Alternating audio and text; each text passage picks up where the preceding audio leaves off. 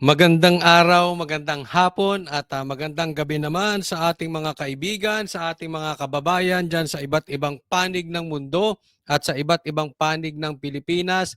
Kamusta naman po kayo at sana po ay kayo ay magkaroon ng magandang araw. Shout out po sa inyong lahat. Ito po ang ating magiging topic. Ito, Sara, si Inday Sara, BP Sara nagpakita ng tapang. BBM natakot kay BP Sara, inamin. Oo, inamin. Pag-uusapan natin yan. At Torre at Quadcom, magkakuntsaba. Iisa ang kanilang direktor, iisa ang gumagawa ng script. Mamaya po ipapakita ko sa inyo kung bakit. Pero bago tayo magsimula, wag pong kakalimutan, i-like po agad itong video na ito at sana doon sa mga hindi ko pa po subscriber, subscribe po kayo kay Coach Oli. Ito po, sisimulan na natin. Agad-agad po ang ating topic dahil kay Coach Oli, ang bida ay ang balita. Eto ipapakita ko po sa inyo si BP Sara matapang talaga. Malupit. Hindi po ito duwag katulad ni Marcos. Hindi po ito weak. Tingnan niyo mabuti ha. Talagang si BP Sara, Duterte talaga. Sige tingnan natin. Naku, tumayo. Sinugod ang mga buhaya, ang mga congressmen, hinarap. Tingnan nyo. Pansinin nyo si Suarez, hindi makatingin. Hinarap niya. Hindi po madaling gawin yan teritoryo po nila yan. Para kang sumugod doon sa koral ng mga buhaya. Tapos pinuntahan mo pa kung saan sila nakaupo. Yan ay talagang lihito mong tapang. Pustahan tayo, hindi kaya ni Marcos yan. Mamaya papakita ko sa inyo. Nagpapaliwanag. Oo. Tagal, Suarez, hindi makatingin. Hindi makatingin. Ay, ano na? Pero pansinin mo ha. Sino ba to? Si Chua. Sino to? Oy, kayo, ako payo ko lang sa inyo. Ha? Pag kinakausap kayo, tumayo kayo. Pag ang kumakausap sa inyo ay nakatayo, tumayo din kayo. Especially kung babae. Huwag kayong bastos, huwag kayong duwag. Ganun po yun. Naturingang mambabatas kayo, mahina talaga ethics ninyo. Ayan, iniisip ni Suarez. Ako, pag umarap ako, malilintikan ako. Ganon siguro iniisip nito. Hindi. Kayo. Gusto ko marinig ang inyong opinion about this, no? Tingin nyo ba natatakot si ano? Kasi imposible.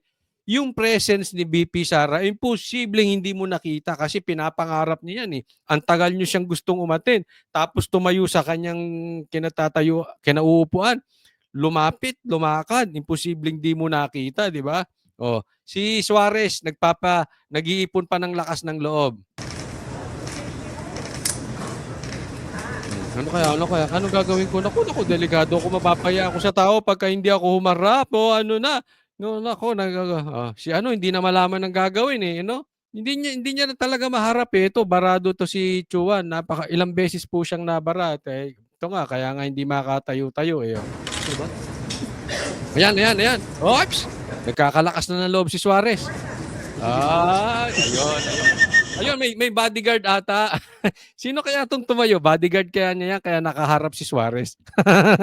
Hindi ko alam kung bodyguard. Basta bigla siyang nagkalakas ng loob. Ito si Suarez. Isipin mo, babae, no? The fact na babae ka, sumugod ka sa lalaki, matindi na yan. Teritoryo pa nila. Quadcom pa yan Alam naman natin anong karakas niyan. Di ba? Sinabi na ni Pulong kung anong karakas niyan. Pagka ganun, talagang ano yan? Delikado. Kantiin mo na ang lahat, wag lang ang may kasunduan. Nako, delikado.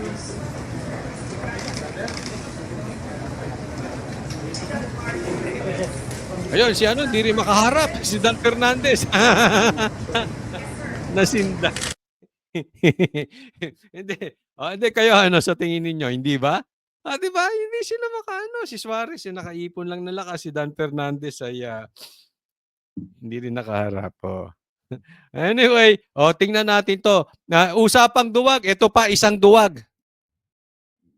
Pakinggan natin ang speech nitong presidente na ito. Sige, sige. Nakakabahala Oh, ang mga pahayag na narinig natin nitong mga nakarang araw. natakot siya. Nabahala siya sa narinig niya. Sabi niya, pag namatay ako, patayin niyo si Marcos, si si Tamba at saka si Lisa. Nabahala si Marcos na duwag talaga.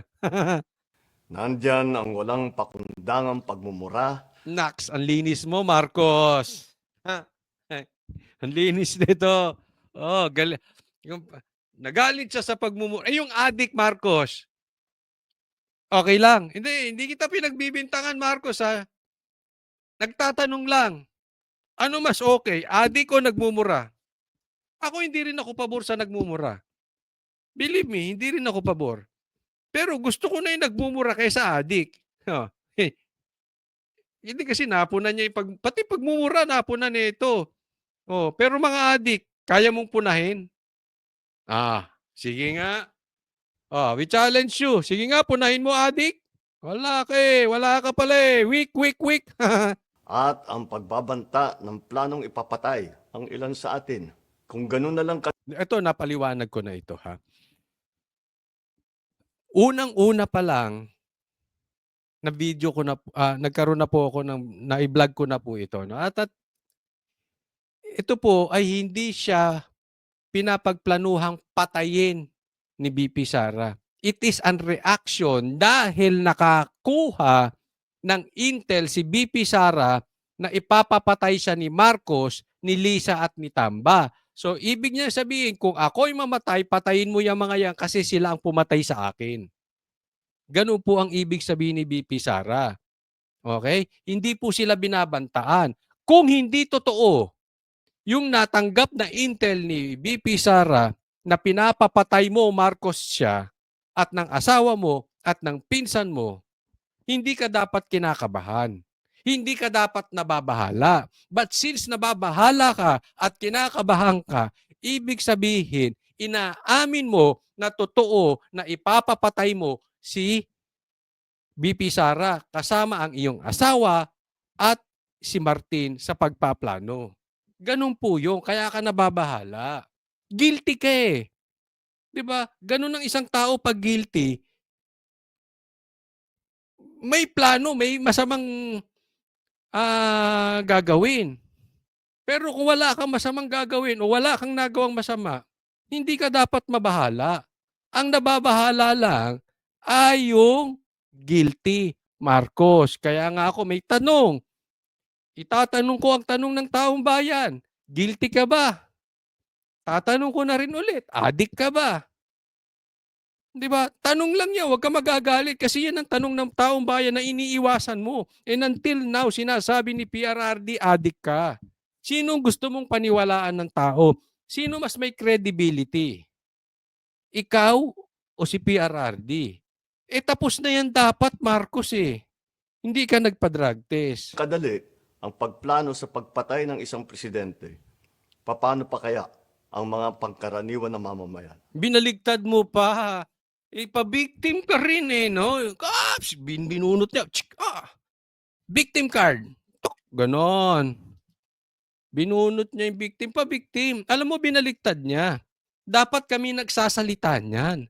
Kung nagawa nyo kay Pastor Kibuloy, na maraming miyembro, kung nagawa nyo kay Vice President Sara, na mataas ang katungkulan, pumapangalawa sa'yo, na tinulungan ka.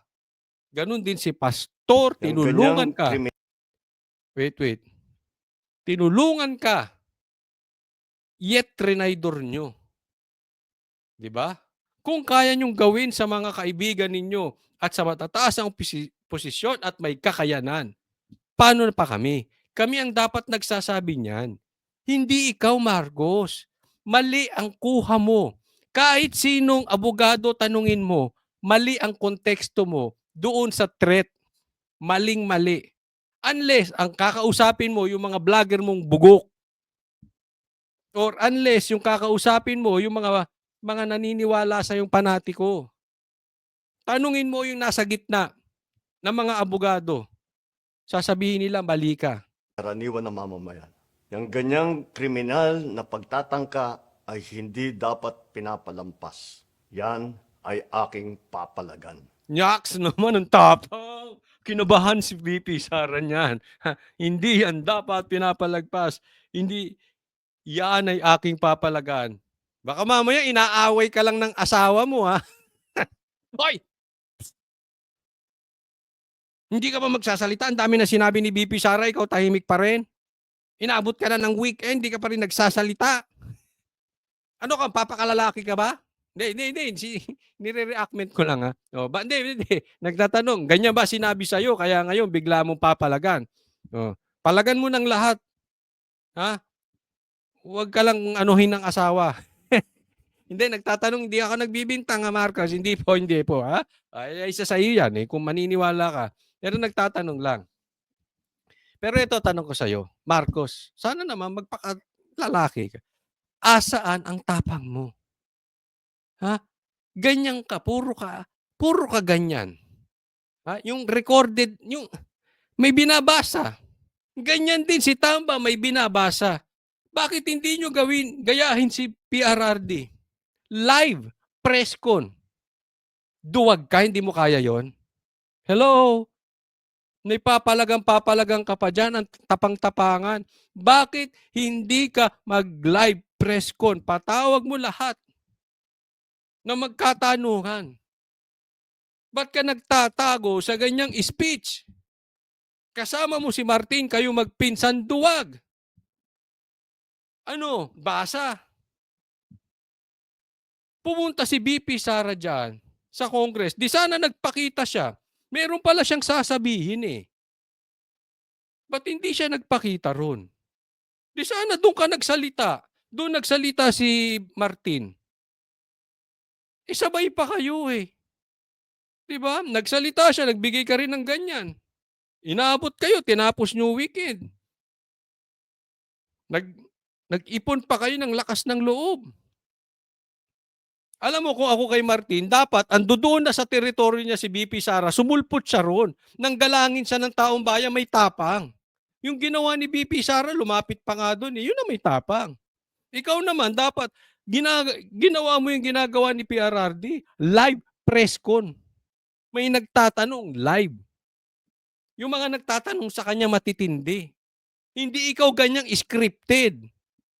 Eh wala ka talaga. Weak ka talaga, Marcos. As a democratic country, we need to uphold the rule of law. Ako nagsalita. We need to uphold the rule of law. Nagsalita ang sumusunod sa batas. Asan? Yung flood control projects. Hello? Asan yung drug test? Yan yung sinasabi ni PRRD. Bangag ka. Kanina lang nag-press con siya. Hindi ka re-respetuhin ng tao sa ganyang bigla ka lang magre-record tapos sasabihin mo, di sana sumarap ka sa media. And until magpa-drug test ka, Marcos, walang maniniwala sa sinasabi mo. Hindi po kita pinagbibintang ang adik. Ikaw lang ang makakapagpatunay kung ikaw nga ay adik or hindi. And it will remain, you cannot blame the people. They will believe and they know that you are an addict until you take the drug test. They will not respect you until you take the drug test. Kaya kahit anong sabihin mo, walang bigat yan, walang lalim yan, at walang tapang yan until you face live press con and until you take the drug test. Maliwanag ba o maliwanag na maliwanag? Walang maniniwala sa'yo. Ako, bilang pinuno ng Executive Department, Ano? at lahat Ikaw ng ba si Lisa? Hindi, nagtatanong lang. mga nanunungkulan sa pamahalaan ay may sinumpaang tungkulin Ano? na tutup din at pangangalagaan ang konstitusyon at ang ating mga batas. O konstitusyon. Papangalanan ng ating batas. Eh pambihira, ginigipit nyo yung taong bayan eh. Anong ginawa nyo kay Lopez? Anong ginawa nyo kay Pastor Kibuloy? Anong ginawa nyo sa prangkisa ng SMNI? Pinatutupad nyo ba ang batas? Naman, locus talking.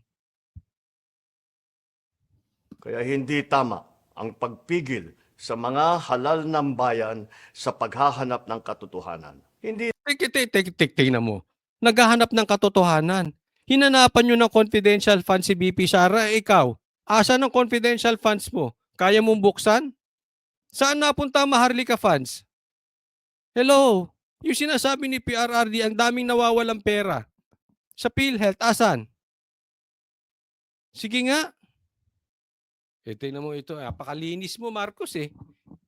na sanang hahantong sa ganitong drama kung sasagutin lamang ang mga lehitimong katanungan sa Senado at sa House of Representatives. Ang katotohanan ay hindi dapat itokhang. Tapos na sana ang usapang ito kung tutuparin lamang ang sinumpaang panata na bilang lingkod bayan ay magsabi ng totoo at hindi hahadlangan. Imbis na diretsahang sagot, nililihis pa sa kwentong chicheria. Yun.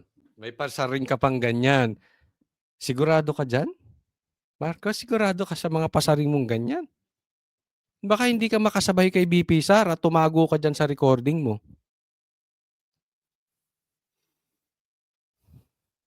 Sigurado ka may pasaring pa. Ang pinaparinigin nito kasi yung piatos. Oo, yan yung kakornihan nyo pare-parehas. Kakornihan nyo pare-parehas. Pati yung mga trolls. Kakornihan. Ang corny, walang lalim. May bali-balita nga, yung piatos na yun, si Lisa eh. Ako'y nagtatanong lang, totoo ba? Totoo ba yung bali-balita na yung piatos na yun ay si Lisa? Nagtatanong lang tayo. Diba? Kaya tigil-tigilan nyo kami sa kakornihan yung yan. And make sure, kaya mo si BP Sara sa pasaringan ng ganyan. Baka mamaya tumago ka sa kung kaninong vlogger mo. Si Martin, nakatago na nga sa Quadcom, hindi makalabas-labas dun eh. Di man lang makapunta ron. Baka magtago kayo, magpinsan.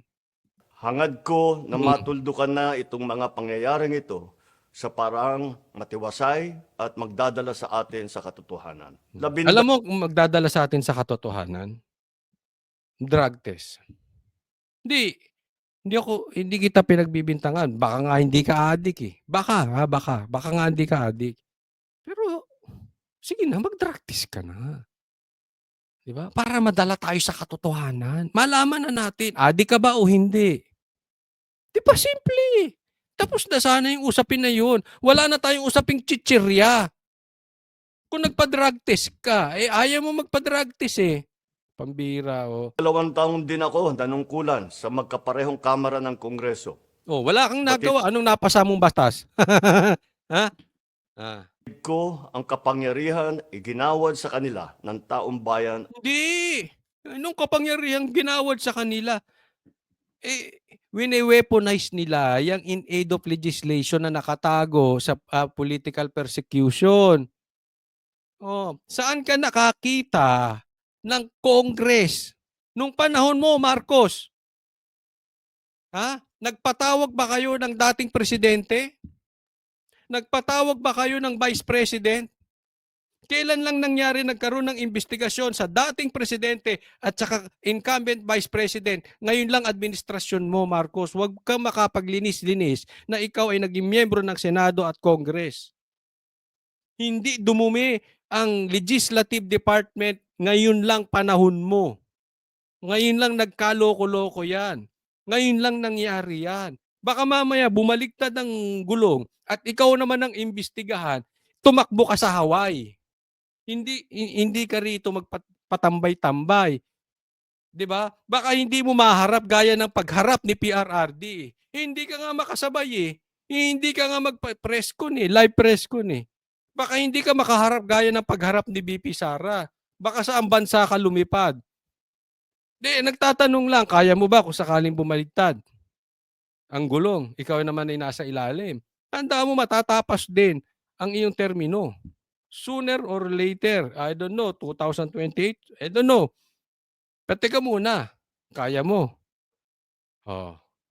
Pero may balita ako, Marcos. Ayaw nyo raw, hindi raw kayo bababa. Yan ang sinasabi ni PRRD eh. Oh, magpa-prime minister yung pinsang mo si Martin dahil wala ka rin namang magawa sa kanya eh. Para kang tauhan dyan eh. Tapos ikaw, para ka lang presidente na sa pangalan lang. Pero nagmamaniobra ng mga bagay-bagay, yung prime minister which is Martin. Yun ba ang plano? Yun ang sinabi ni PRRD eh. Tama ba o tamang-tama? Nagtatanong lang tayo ha. At ng ating konstitusyon. Dahil dito, iginagalang ko ang kanilang gawain bilang isang independenteng sangay ng ating republika. Kahit ang buong Independent eh. Wini-weaponize mo para against Sara. Pero hindi ka nagngingiwi ngayon ha. Improving ha. Gawaganda health mo, hindi ka ngiwi ha. Alright. Heavy. executive branch, lahat ng mga ahensya ay hindi nakakaligtas at parating sumasailalim sa kanilang masusing pagsusuri. Bilang isang bansa, marami tayong mga paghamon na dapat harapin at mga suliraning dapat bigyan ng lunas. Tama. Pinagmalaki mo pa sa zona mo eh. Flood control project. Wala namang nangyari. Ang bira ako. Asa na yung bilyon-bilyon? Wag kayo magagalit. Baka Mr. Demanda ka rin. Pademanda mo ka kay Trillanes, kay Saldico, kung kani-kanino man. Nako. Sa kabila ng mga pambabatikos, nakatuon ang aking pansin sa pamamahala. Ngunit, hindi natin Lagi nga tayo may baha. Marcos, niloloko mo ba kami? Huwag naman tayo maglokohan, Marcos. Pambira, ikokompromiso ang rule of law. Kailangan Ito na naman tayo sa rule of law. Hindi nyo nga maimbestigahan yung Okada ni Tamba eh. Asa na napunta yung Maharlika fans? Rule of law naman kayo, pambihira naman, no? manaig ang batas sa anumang sitwasyon, sino man ang tamaan. Kaya hindi ko hahayaan magtagumpay ang hangarin ng iba na hatakin ang buong bansa sa burak ng politika. Jesus. Locos talking. Hindi ko hahayaan ang sino man o ang isa para ilubog tayo sa purak. Baduy. Sabihin mo yan sa pinsan mo. Dahil lang totoo, yung pinsan mo hindi kayang manalong presidente. At nagkakagulo ang buong Pilipinas dahil sa pangarap niya na hindi niya kayang kuhanin sa patas na pamamaraan. So ang gusto niyan, siraan ng Duterte, maging prime minister. Iisang tao po yan, Marcos, hindi mo kaya. Yun ang wag mong hayaan. Bakit ang pangarap ng isang tao dahil hindi niya kaya, namumroblema ang buong Pilipinas? Sumagot ka. Pambira Igalang natin ang proseso. Tuparin natin ang batas. Alalahanin natin ang mandato na pinagkatiwala sa atin ng milyon-milyon na Pilipino. Hindi ka magkakaroon, excuse me po, mas mataas ang mandato ni Sara sa'yo. At kaya ka lang nagka-31 million compared sa 32 million ni BP Sara kasi nabudol mo yung mga Duterte votes na kunwari itutuloy mo magkakaroon ng continuity. Yang railway project na yan sa Mindanao, kinancel mo. Wala kang nagawa ni may 1 million ka pang pabahay, meron ka pang continuity, wala kang naipagmalaki kung hindi yung windmill na yan na walang pakinabang sa Pilipinas na hindi naman ikaw ang gumawa. Ano maipagmamalaki mo? Wala. Wala ka, Marcos, wala. Wala kang, asa na yung 20 pesos na bigas? Wala. Ang taas na ng dolyar ngayon. Wala kang magawa. Pambira. Magtrabaho po tayo sa ikauunlad ng Republika ng Pilipinas at para matamo ang bagong Pilipinas. Ikaw ang magtrabaho. Wala kang ginagawa, Marcos eh. Puro kayo ganyan. Puntahan natin itong isang topic na ito. Ito, tingnan natin ha. Ang Quadcom at si Torre, iisa. Iisa ang nagpapatakbo. Iisa direktor, iisang script. Magkasabwat po sila. Parang sindikato ah. Sa kanya namang pagdalo sa pagdinig ng House Committee on Good Government and Public Accountability ngayong araw, kinwestiyon ni Vice President Sara Duterte ang pagpapalawig sa contempt order laban sa kanyang Chief of Staff. Nakatutok si Jonathan Andal. No, hindi order kasi is, wala dapat kaming ganon. kakapain dito, ma'am. Pero dapat Walang pakinggan mga muna 1 minute natin. recess declared by the chair. Well, point of order. Alam mo, Franz Castro, ang tigas ng mukha mo. Makipagsigawan kay BP Sara. Tingnan nyo kayo, Quadcom, kung hindi kayo mga double standard. Yung walang kaso, ikinulong nyo. Ang nagpakulong, yung convicted child abuser. Double standard, mga ipokrito kayo pare-parehas. Wineponize nyo. Ginagamit nyo pa si Castro. How low can you be? Ganyan na kayo kababaw. Ang ginagamit nyo si Castro na convicted at si Trillanes na sundalong kanin. Nasabi nga iyan ay pambansang marites. Ganyan kayo kababaw, Quadcom. Recess declared by the chair. Well, point of order. Umpisa pa lang ng pagdinig Tapang. ng House Committee on Good Government and Public Accountability, nagkataasan na ng boses sina Vice President Sara Duterte at ACT Teachers Party List Representative Franz Castro. Nang suspindihin saglit ang pagdinig, napatayo ang bise at pinuntahan ang mga kongresistang namumuno ng komite. Kino-question kasi ng bise kung bakit hindi kaagad binigyan ng kopya ng dokumento ang Office of the Vice President o OVP staff na ginigisa kanina ng komite. How can you ask a resource person without Madam giving him Vice- copies? Without giving him Mr. copies? Chair, point of order. Kasamang Yes, humarap point ng of order, bise ang point of apat na OVP staff na ngayon lang dumalo at ipinaaresto ng komite dahil sa ilang beses na hindi pagsipot sa mga pagdinig. Pero hindi nila kasama Ang daming gusto eh. Mapapakontempt din. Teka muna. Lahat pinakontempt nyo. Ba't hindi nyo na ipakontempt si BP Sara nang makita ninyo kung anong galit ng taong bayan? Ilan ba mandato nito mga ito? Sa tingin nyo, mahal kayo ng mga Pilipino? O si BP Sara ang mahal ng Pilipino? Eh sige, i-contempt nyo si BP Sara. Bakit yung mga tao pa sa paligid niya? Sige na. Ano, nag-iipon kayo ng lakas ng loob? Nagre-research pa kayo kung susuportahan ng tao si BP Sara? Nagre-research pa kayo? Nagtatanungan kayo? Kung magbobuelta sa inyo? Mapasama kayo sa taong bayan? Ang dami niyong hanas. ang kanyang Chief of Staff na si Attorney Zulaika Lopez na nasa Veterans Memorial Medical Center dahil may iniinda na acute stress disorder batay sa ibinigay niya sa komite na Certificate of Confinement mula sa mga doktor at excuse letter. Pero pinuna ito ng isang kongresista. Hindi po naman po sinasabi dito ng kanyang mga doktor na hindi po siya physically incapable of attending today's hearing. I just find it a little bit odd, Mr. Chair, na hindi binanggit dito na dahil sa kanyang kondisyon, hindi siya makakarating. Dahil hindi dumalo ngayon si Lopez at dahil sa mga nangyari nitong weekend, nagdesisyon ng komite na dagdagan pa ng 5 araw ang contempt order kay Lopez na dapat matatapos na ngayong araw na ito. I move, Mr. Chair, that the Kapma. period of detention of Attorney Lopez be 10 days instead of 5 days. Siya pa talaga. Yung convicted pa talaga nag-extend. So instead na Monday, laya na siya dapat ngayon, since hindi siya humatid ng hearing dahil nga may sakit, na sinabi naman nito si Suarez na hindi naman nilagay ng doktor. Grabe, no? Kita nyo na kung himatayin na eh. Pambira kayo. Si Suarez talaga. But anyway, in-extend, 5 days pa. So hanggang Friday.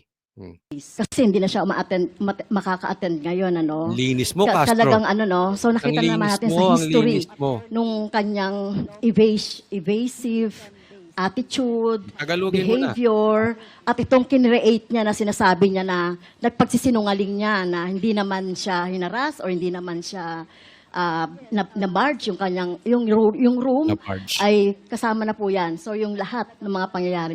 Sinubukan itong kontrahin ng mga kongresistang kaalyado ng mga Duterte. Pati ang bise, kinwestiyon ang pagpapalawig ng contempt order ni Lopez. So, Pero pakinggan nyo ito hindi mabuti. pumayag ang chairman ng komite na magsalita ang bise kung hindi ito manunumpa na magsasabi ng totoo, bagay na dati na niyang tinanggihang gawin. I will Mr. only Chair. recognize you if you will take your oath. Okay. Okay. Yun yung sinasabi kong hostage eh. 'Di ba? Meron silang gustong ipagawa kay Sara, hindi nila kayang pagawa. So anong gagawin? Ipitin yung nasa paligid. Marcos, yan ba yung rule of law? Bawal yan ah. Harassment yan. Ganyan din ginawa kay Pastor Kibuloy. Hindi nila mahuli. Hinaras yung mga taga kay OJC, binabo yung katedral. Same na same. Bibigyan ko po kayo ng isa pa. Do this. Punto ng bise, bakit parurusahan si Lopez sa pagpapabitiw nito sa 4 na DepEd officials, gayong ang Pangulo ang tumatanggap ng resignation ng mga Assistant Secretary at Undersecretary bilang ito rin ang appointing authority. Tinanong kita kanina, sino ang appointing authority? USEC ng ASEC. Anong sagot mo? Secretary. Hindi mo alam. Hindi pa po ako nagsumasagot. Hindi mo. Nakita kita, sumagot. Camera. Kita kita sumagot. Sinabi mo, Secretary. Hindi niyo alam lahat One na minute ang reset. nag-a-appoint Oh. ay President. Ito 1 minute recess. Pagka merong punto na sinasabi si BP Sara, kukontrahin nila, iingayan nila, maingay para kunwari may away tapos 1 minute recess. Tapos hindi na makakasalita si Sara, si BP. Ganyan po yung style niyan. Ganon din kay PRRD. May sasabihin malalim si PRRD na maganda. Hindi nila papayagan ko, kontrahin nila so magkakasalitaan tapos 1 minute recess. 1 minute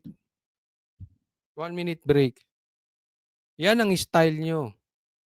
Kalaunan humupa ang tensyon at hiniling ng bise na i-reconsider ang pagpapalawig ng contempt order kay Lopez. You need to reconsider that extension of your detention. It was illegal in the first place. Oh, sabi niya ha, yung extension ng pag-contempt nyo, that is illegal. Actually, yung pagpakokontempt nyo kay Attorney Lopez na hinamatay na nalagay pa sa bingid ng danger yung kanyang kalusugan, that is illegal per se. Tapos in-extend nyo pa. Tingnan nyo ang sagot, toring-tore. You asked the President why he accepted the resignation. Kasi nga, ginaano siya, kaya siya kinontempt dahil bakit pinag-resign. Ito, presidente, inaccept ng presidente yung resignation. Yun eh. Tuloy. Do not ask due process. If you have any question in so far as the actions of this committee are concerned, I think the proper remedy is for you to go to the court. Kita mo kung hindi kayo ipokrito. I will go to... Tingnan mo kung hindi ipokrito to. Tingnan nyo ha. Tore. Sabi niya, kung hindi kayo agree sa amin, dali nyo sa korte. But for the meantime, ikukulong namin yan. Ganyan po yung sinabi ni Torre. No, libong-libong pulis papasok. Ang sabi, asa ng warrant nyo? Sinabi ni Atty. Torion, nung papasok pa lang sila sa KOJC, anong sabi ni Atty. Torion? Wala dito sa warrant nyo si Pastor Kibuloy. At wala dito yung lugar ng KOJC. Anong sinabi ni Torre? Nakalagay dyan elsewhere. Ang sabi, hindi po ibig sabihin ng elsewhere, pwede kayo manghula kung saan nyo hahanapin yung isang tao. Dapat yun, meron kayong specific na nilagay. Sabi ni Atty. Torion. Ano sagot ni Torre? Kung meron kayong reklamo, dalihin nyo sa korte. Pero sa ngayon, papasok kami sa ayaw at sa gusto nyo. Parehas na parehas, di ba? May reklamo ka, BP Sara. Sabi ni BP Sara, that is illegal. Anong sagot ni Akop? Iisa sila ng script, iisa sila ng director, iisa sila magkakuntsaba. Kung may reklamo kayo, dalahin nyo sa korte. Tingnan mo kung gaano kaloko itong mga ito. Ngayon, you are talking about courts. Dapat sinasabi nyo sa sarili niyo yun. Kung merong kasalanan si BP Sara, dalahin nyo sa korte. Bakit nyo dyan dinidinig? Wala kayong karapatang magkulong, wala kayong karapatang maghusga kung sila ay guilty or not guilty. Tell that to yourself. Kung may kasalanan si PRRD, hindi nyo dapat dyan dinala. Kung may reklamo kayo dun sa drug war, hindi nyo laging iniimbestigahan yung drug war. Dalahin nyo sa korte. You are hypocrites. Mga hipokrito kayo. Kayo pa magsasabi kung may reklamo kayo sa... Ang gusto nyo gisahin para makita ng taong bayan, siraan ng Duterte. At makaepal kayo. Ba't di mo masabi sa sarili mo? Ha? Dali nyo sa korte. Ito ang problema, yan yung sinasabi ni PRRD doon sa kanyang press con. Wala nang matakbuhan ng Pilipino. Yung sinasabi ni BP Sara, wala na tayong ustisya. Ang problema natin, hindi makikialam ang korte. Nakialam nga ang korte nun eh. Kay Torres sabi, umalis na kayo dyan. Hindi rin umalis si Torres sa compound ng KOJC. Hindi na sinusunod ng korte. Oh. Hindi tayo makakuha ng tulong kay Marcos. Dahil kakuntsaba niya si Tamba. Tingnan nyo nangyayari. Tapos sasabihin sa korte. Kung hindi ba naman kaipokritohan to? Court. Opo, pero Oo, that is pero your... araw-araw, you are depriving a person of her liberty. While Oo. Yeah, yun yung sasabi ko. For the meantime, you are depriving the person of his liberty, ng kanyang kalayaan. Isipin mo, ikukulong. Ikukontempo, tapos sasabihin nyo lang, magsampa kayo sa korte. Si Torres sabi, sige, bababuyin namin yung katedral, mag-uukay kami dyan. Kung may reklamo kayo, magreklamo kayo sa korte. Tanong kung gaano kasakit yun. Gagawa sila ng illegal tapos sa korte. But for the meantime, people are suffering. Yan ang admin ni Marcos na hinahayaan niyang gawin ni Tamba. wait. That is precisely the point, ma'am. The- If our action of detaining your chief of staff is against the law, I think the proper remedy, and I think you're a lawyer, Yes, sir. the proper remedy is to go to the court. Kayo din. The proper remedies to go to the court, wag dyan. Baka double standard mo. Sir, do you really want to show the Filipino people kung anong kaalaman ninyo sa batas? That is the decision of the committee as a whole. Yan ang problema. Eh magkakakuntsaba kayo. Then of course, that is the decision of the committee as a whole. Eh lahat kayo pro... Wag na tayong maglokohan. Lahat kayo pro Martin eh. Walang loko-loko maniniwala na hindi kayo magkakakuntsaba.